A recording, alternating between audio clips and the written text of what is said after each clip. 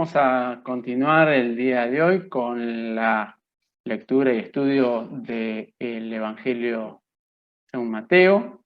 Continuamos con el capítulo número 3.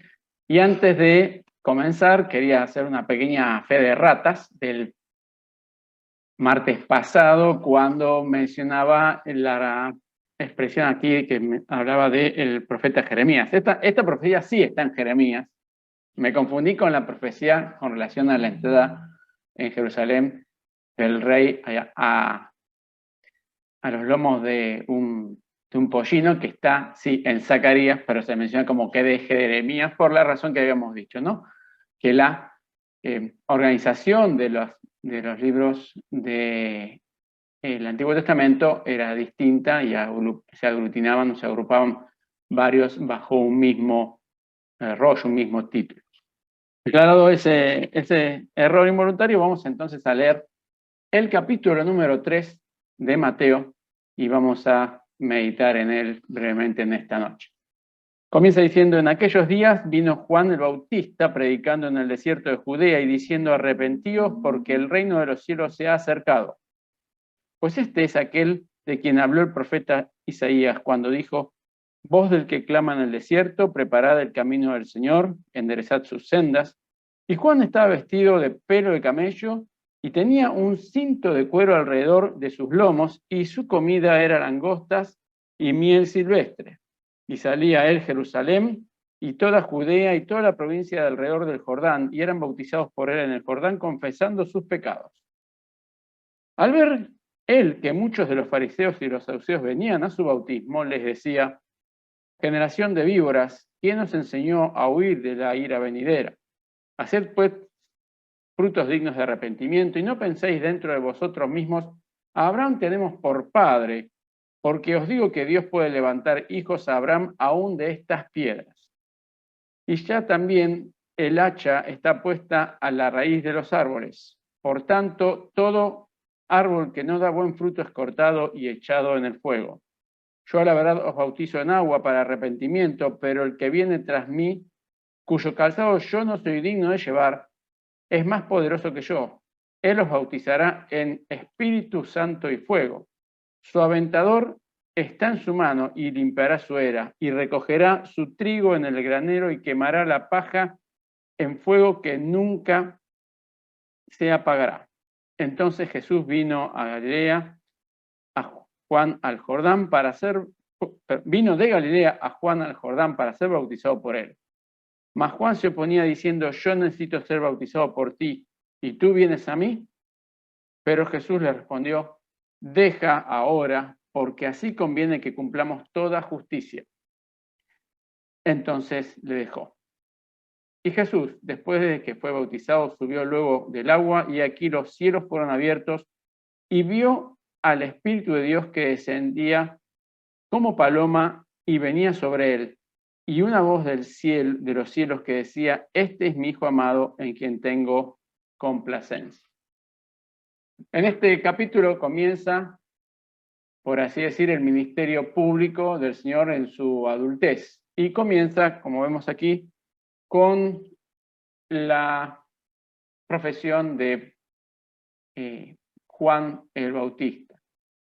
Esta figura, como vemos aquí, que había sido profetizado, este hombre que había sido profetizado por el profeta Isaías, como hemos leído, lo encontramos en todos y cada uno de los evangelios, el ministerio de Juan, como quizás a veces no encontramos algunos otros episodios, lo cual a veces para nosotros pasa desapercibido la importancia que tenía esta persona que el Señor había preparado de antemano, ya que en cada uno de los evangelios se hace énfasis de él. En comparación, por ejemplo, el llamamiento, cuando se nombran todos los discípulos, está presente solamente en los sinópticos. Si bien en Juan se hace mención, ese llamado particular como un ejemplo de las diferentes variantes que hay, el llamamiento solo se presenta en los primeros 3.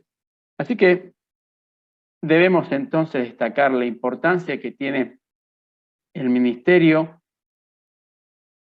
que es corto, un ministerio muy quizás ignorado o no tomado en cuenta por muchos de nosotros que realizó Juan en su momento como heraldo del Señor. Vemos aquí entonces que en una serie de conceptos que hacen distintivo al Evangelio de Mateo.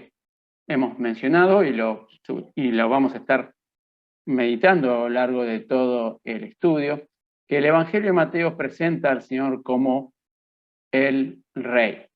Y por eso nos va a extrañar que justamente la expresión reino de los cielos es, que encontramos ya en el versículo número 2, esta expresión es repetida en el Evangelio de Mateo más de 30 veces, muchas más veces, más del doble de las veces que cualquiera de los otros 3 evangelios. Habla justamente de, como dice aquí, el reino de los cielos se ha acercado, reconociendo que el que venía, que se ha acercado, el que estaba presente ahí, era el mismo rey de Israel y también que habría, como vamos a ver ahora, de tomar a su cargo también el reino del mundo. Y vemos en este lugar, en primer lugar, con relación a Juan el Bautista, una serie de detalles que a veces pasan desapercibidos para nosotros. La Escritura no da mayores detalles ni de la vida de Juan, que conocemos a través de Lucas, su milagrosa concepción y los hechos extraordinarios alrededor de su nacimiento, como la mudez de su padre y cómo él desde su temprana edad mostraba un carácter particular, mostraba una forma de ser, una forma de relacionarse que lo hacía distinto. Y vemos que justamente por la diferencia de edad que tendría con sus padres, no sería extrañar que él de muy joven ya no tuviese la compañía de Zacarías y Elizabeth. Pero no nos cabe la menor duda de que su vida ya había sido marcada por la enseñanza y el Señor preparó seguramente en su momento y en su lugar, a través de su forma de ser, a través del ejemplo, la predicación, la guía del Espíritu en su vida, a este joven que habría de tener un corto pero trascendental ministerio en el pueblo de Israel. Vemos en primer lugar y a través de toda la Escritura, y cumpliendo justamente con lo que la misma profecía decía, que él inició su ministerio en el desierto, que él desempeñaba su ministerio en el desierto. Y nos llama la atención cómo Dios podía llamar a un hombre a una tarea tan trascendental como anunciar la llegada de su mismo hijo, el rey de Israel, en el medio del desierto. Qué poca visión, por así decir, publicitario de marketing, podríamos mencionar hoy en día. ¿Cómo en el medio del desierto podía darse a conocer esto? Y no es que vemos que él fuera de la ciudad y después se recurría en el desierto. Vemos que en forma sostenida en cada uno de los pasajes, vemos que la gente salía a él aun cuando estaba en el medio del desierto. ¿Cómo fue que llegó entonces esta noticia del mensaje que traía Juan, como leemos acá, y que leemos en los otros pasajes, de llamado de arrepentimiento a la nación para volver a los caminos de Dios? Esto nos habla que sin duda alguna, muchas veces Dios obra de una manera totalmente diferente de la que nosotros en nuestras supuestas capacidades y conocimientos y preparaciones podríamos pensar. Que la forma de obrar de Dios es soberana y que Él utiliza a veces los medios que a nosotros nos parecen más ilógicos para llevar la obra a cabo, y que en el caso de Juan no nos cabe la menor duda que escuchando la voz del Señor y habiendo sido preparado silenciosa y quizás aisladamente durante tanto tiempo, el Señor en su momento hizo que su ministerio fuese realmente efectivo. A tal punto, como decían, que salían a él Jerusalén, y Jerusalén en el término, como diciendo que toda la ciudad, esta expresión así como encontramos en el texto mismo, nos va a entender de que generó una gran conmoción en Jerusalén como capital, no solamente política, sino sobre todo religiosa, y toda Judea y toda la provincia alrededor del Jordán. Al contrario de los planes de los hombres, la estrategia de Dios tenía una efectividad absoluta, porque finalmente Él era el que guiaba todas las cosas. Y vemos acá que Él dice que al ver, evidentemente, y eran bautizados por Él en el agua, confesando sus pecados. Qué verdadera eficacia la que tenía el mensaje de Juan, del cual tenemos muy pocas frases, muy pocos detalles, pero sin duda con gran efectividad, así como fue efectivo y poderoso el mensaje de Pedro allí en Pentecostés. Lo cierto es que las palabras guiadas por Dios que proclamaba este hombre, justamente de prepararse, de quitar del medio todos los obstáculos que impedían la relación entre su pueblo y Dios, hacía mella en muchos de los contemporáneos. Y guiados, algunos quizás por la curiosidad, otros queriendo controlar realmente qué tipo de movimiento estaba generando Juan. Recordemos que eran tiempos tumultuosos.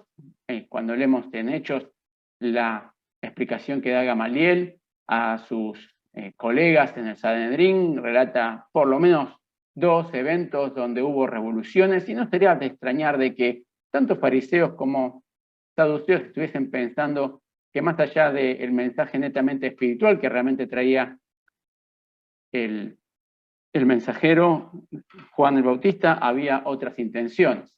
Sin embargo, él en ese momento, al ver que se acercaban y que evidentemente no venían con una intención de genuino arrepentimiento, los increpa, llamándolos generación de víboras, quien os enseñó a huir de la ira venidera. Es de destacar también que Mateo, a diferencia de Lucas, que también menciona estas mismas frases, en el caso de Lucas, el relato da a entender que él lo dice a toda la multitud de gente que se acercaba. Pero aquí Mateo es más específico. Hace hincapié de que este mensaje no era para la multitud en general, sino en especial para aquellos que debían ser los más sensibles y los más preocupados por cumplir justamente la voluntad de Dios, de preparar el camino, los fariseos y los saduceos. Y él le dice justamente que hagan frutos, hacer pues frutos dignos de arrepentimiento, como aquellos frutos que los verdaderamente tocados y afectados por el mensaje de Juan, le piden a Juan que les explique cómo debían obrar, que encontramos en el libro de Lucas, en esta descripción de este mismo pasaje, hablando de los soldados, de los mercaderes, del pueblo en general.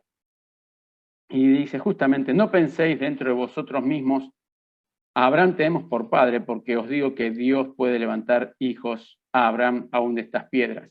Y ya también el hacha está puesta a la raíz del árbol, por tanto, todo árbol que no da buen fruto es cortado y echado en el fuego.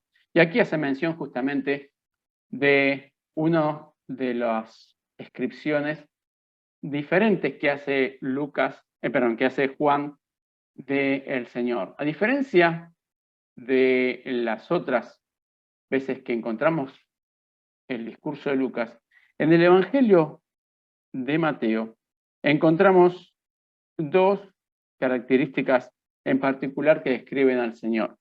En primer lugar, menciona con mayor énfasis la dignidad y que el Señor tenía y la bajeza e insignificancia de Juan el Bautista. Porque en los otros párrafos, cuando hace una descripción del Señor, del cual habla del calzado, y él habla siempre de el desatarlo o calzar, o mismo hacerlo en forma encorvado. Que habla siquiera no de llevarlo puesto, sino de transportarlo. El hecho de que él ni siquiera es digno de tomar ese calzado que está retirado del pie del Señor y llevarlo de un lugar a otro, como dando a entender que aún ni siquiera tenía esa mínima dignidad que a veces era una tarea dada al más pequeño e insignificante de los siervos en la casa. Y él justamente dice, es más por eso yo, y os bautizará en Espíritu Santo y fuego. Acá hay una diferencia también, porque en los otros relatos habla solamente del Espíritu Santo. Y este fuego, algunos da quizás a entender, algunos estudiosos entienden que es un sinónimo o un énfasis de Espíritu Santo, pero podemos, en función del resto del texto, podemos entender que no está hablando de simplemente el bautismo, el Espíritu Santo que el Señor permite que nosotros tengamos a través de su muerte en la cruz, sino que habla de que Él como Rey es también el juez y habrá justamente de aplicar su sentencia, porque al leer a continuación encontramos un párrafo particular que habla de que su aventador está en su mano y limpiará su era y recogerá su trigo en el granero y quemará la paja en fuego que nunca se apagará. Podemos entonces de esa manera encontrar que este término fuego está más orientado a la figura de juicio, más que a la figura del Espíritu Santo, porque en el Evangelio, en el libro de Hechos, habla de esas llamas como de fuego, no de fuego, pero sino como de fuego. En este caso podemos ver que podemos asociarlo más a una figura de juicio. Y encontramos entonces que Juan, que hace este relato, dando esta advertencia de aquel que va a venir y destacando la grandeza y la eminencia del Señor a tal punto que Él no se digna de hacer la más baja de las tareas por Él, es que el Señor recorre justamente desde Galilea estos 100 kilómetros que hay aproximadamente hasta donde estaba el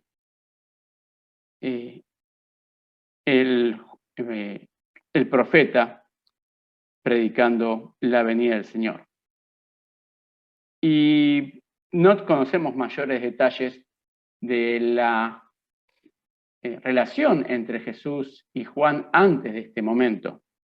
Si bien en los evangelios, el evangelio de Juan nos habla que él, al verlo venir, reconoció en forma instantánea y contundente que era realmente el Hijo de Dios. Lo cierto es que cuando él lo encuentra y lo reconoce, dice que él se oponía a que él lo bautizase. Y el término aquí, en el idioma original, habla de una actitud de suma insistencia. Casi podemos decir que hasta una cierta indignación o enojo que tenía Juan al querer que el Señor lo bautice a él en lugar de él bautizarlo, como dice aquí, diciendo, yo necesito ser bautizado por ti y tú vienes a mí. Pero Jesús le dijo, deja ahora, porque así conviene que cumplamos toda justicia. Y esta expresión y esta acción del Señor también puede darnos a distintas interpretaciones, o hay a veces quizás una cierta confusión entre cuál era realmente la necesidad del Señor de bautizarse. Él no debía confesar pecados, evidentemente él no lo hizo, no había en él pecado. Pero hay en esta acción quizás algunas diferentes figuras que nosotros podamos en esta noche tomar en cuenta o considerar. En primer lugar, el mensaje de Juan era de reconciliación del pueblo con su Dios, de preparación del corazón de los hombres del pueblo para reconocer y prepararse para la venida de su rey. Y si bien el Señor Jesús era el Rey mismo, Él se identifica con su pueblo. Él hace, como dice aquí, el cumplimiento de toda justicia. Hacer este término quizás es un poco para nosotros contradictorio, como Él no habría de cumplir su justicia, sería la justicia misma. Lo cierto es que en esta actitud podemos encontrar, como dijimos, varias figuras o varios motivos. En primer lugar, podemos mencionar que quizás era una anticipación de lo que el Señor iba a hacer en forma contundente a través de su muerte y su resurrección. El bautismo siempre tenía esa imagen, la idea de una limpieza a través de la inmersión, pero también como una imagen de un abandono de la vida anterior para comenzar una nueva vida. No es que el Señor tuviese una vida anterior de la cual arrepentirse, sino justamente como identificación de lo que Él iba a hacer en la cruz. Y también como un reconocimiento de la autoridad del mensaje de Juan. Era él quien después no habría de tener por parte de ninguno de sus oponentes ninguna objeción de ningún tipo, el que después iba a poder, apoyado en su acción y en su reconocimiento del mensaje que Juan tenía, increpar a los fariseos preguntándole si ellos creían que el mensaje de Juan era de Dios o no era de Dios. Y poniéndolos en ese momento en una difícil situación, porque como leemos en el pasaje, si decían que era de Dios, Él les podía haber dicho, bueno, si era de Dios, ¿por qué no creyeron? Y si ellos decían que no era de Dios, iban a tener en su contra a toda la nación, porque en la nación sí reconocía la verdadera autoridad que tenía su mensaje. Si el Señor no estuviese bautizado, a los ojos de los hombres, no iba a tener la autoridad para hacer este cuestionamiento a los propios fariseos cuando ellos le viniesen a preguntar de quién era la autoridad que él tenía y él les habría de preguntar. Yo les contesto si ustedes me contestan primero a mí. Lo cierto es que el Señor, cumpliendo con este propósito y con una identificación con el mensaje que estaba transmitiendo Juan, él mismo era ese mensaje, es que luego de que es bautizado, subió del agua y los cielos, dice aquí, fueron abiertos y vio al Espíritu de Dios que descendía como paloma y desvenía sobre él. Y hubo una voz de los cielos que decía, este es mi Hijo amado en quien tengo complacencia. Y es como hemos visto muchas veces, esta es una figura clara de la Trinidad de Dios a través del Espíritu del Señor, que es Dios encarnado, y de la voz del Padre, reconociendo la persona y el cumplimiento de los propósitos de Dios. Y encontramos acá también una expresión que es para que tomemos en cuenta, que es esta expresión que dice, los cielos fueron abiertos. Y esta expresión de cielos fueron abiertos la encontramos en unas pocas ocasiones en las Escrituras. La encontramos generalmente asociada a juicio, o como encontramos o a la transmisión de un mensaje, como en el caso de Ezequiel, o en el caso de la recepción por parte de Dios de Esteban, pero también la encontramos como un mensaje de el acercamiento de Dios hacia los hombres. Cuando en Juan 1:51 el Señor le dice a Natanael que con tan poca evidencia reconoció la palabra, que las palabras que decía el Señor eran las palabras del rey de Israel, donde en aquel momento el Señor dice que los cielos se iban a abrir y que los ángeles iban a subir y bajar sobre el Hijo del Hombre. Y que en esta noche, cuando leamos este pasaje, veamos justamente esa diferencia en esa apertura de los cielos que se dieron en aquel momento. Esos cielos que se abrían para justamente habilitar el acceso del hombre a Dios por medio de la obra del Señor Jesús. Esos cielos que durante 400 años se habían mantenido en silencio y que luego, por un breve tiempo, habían abierto para darle el anuncio a los ángeles de la llegada del Señor. Ese cielo que en forma puntual había albergado, había guiado a aquella estrella que vimos el martes pasado, ahora estaba abierto de una manera tal de que la misma persona de Dios, la misma persona de Dios a través del Hijo en el mundo estaba acercándose a Él. Y como vamos a ver a través de este Evangelio, Él como Rey de un reino que será eterno, de este reino, como decimos, que es descrito con detalle a través de todo el Evangelio de Mateo, más que en los otros evangelios, donde Él habrá de justamente, finalmente, como habremos leído, cumplir su justicia, en primer lugar, sobre sí mismo, dándose en lugar por nosotros en la cruz, y después poniendo las cosas en su lugar, cumpliendo, como dice aquí, toda justicia. Que en esta noche podamos, de este pasaje que hemos leído, recordar y tomar para nuestra meditación y análisis de nuestras conductas, de nuestros pensamientos. Como leímos al principio, reconocer que los planes de Dios difieren muchas veces de lo que nosotros pensamos, que Dios usa lo que para el hombre es absolutamente impensado. Como dice la palabra, sus pensamientos son mucho más altos que nuestros pensamientos.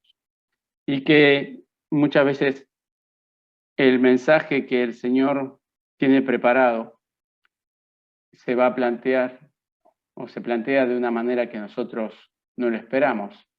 Y debe ser, sin embargo, el fruto de tiempo, de comunión con el Señor, de preparación, de reconocimiento de que Él es soberano en todas las cosas.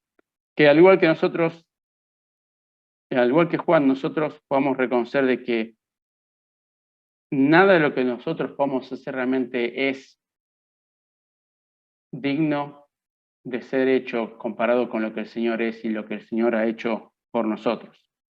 Y de reconocer de que el Señor ha permitido que ese cielo que estaba cerrado y al cual nosotros no accedíamos, ahora podamos nosotros, como dice la palabra, tener libre entrada a la misma presencia del Señor. Dándole gracias a Dios por justamente la obra que el Señor hizo en la cruz. Y vemos aquí justamente esta última expresión. Dice, este es mi Hijo amado en que tengo complacencia. Y este pasaje nos habla justamente de todo lo que el Señor había hecho hasta ese momento, que pasó absolutamente desapercibido,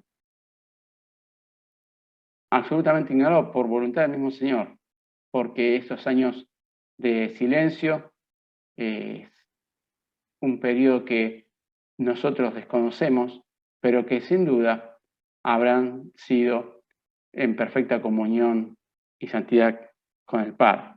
Que el Señor nos bendiga a poder reconocer que la superioridad de los planes de Dios, reconocer que muchas veces lo que nosotros pensamos o creemos es muy diferente e inferior a lo que el Señor tiene planeado, y que sepamos con humildad reconocer el momento y el lugar que el Señor nos llama a su obra, en el lugar, en el momento que Él nos indique, y para lo cual debemos estar preparándonos, porque no sabemos cuándo el Señor habrá de utilizarnos para su gloria. Que el Señor nos bendiga.